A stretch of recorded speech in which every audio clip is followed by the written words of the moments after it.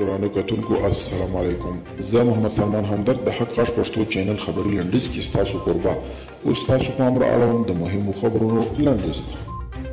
د چاپیریال ساتنې ملي ادارې د هغو فابریکو د تړلو ګواښ کړی چې معیاري سون توکي نه کاروي او یا یې فلټرونه نه دي نصب کړي. د دغه ادارې د چارواکو په وینا کورنۍ چارو وزارت سره په همغږۍ به د تیر رژیم په څیر د هغو کسانو او ادارو په ضد چې چاپیریال ته زیان رسوي قانوني چلند وکړي.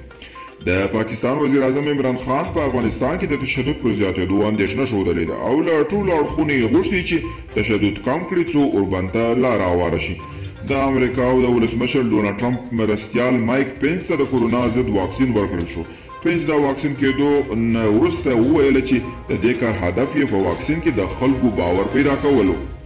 د ترکیې ولسمشر رجب طیب اردوغان د جرمني چانسلر انګیلا میرکل ته په یوه ویډیو کانفرنس کې ویلي ترکیه غواړي له اروپایي اتحادیې سره د خپل روابطو او اړیکو په پار یوه نوې پاڼه راواړوي. او په کابل کې یوه سړي خپله ښځه د لور د زیږون په خاطر وهلې ډبولې او وژلې ده.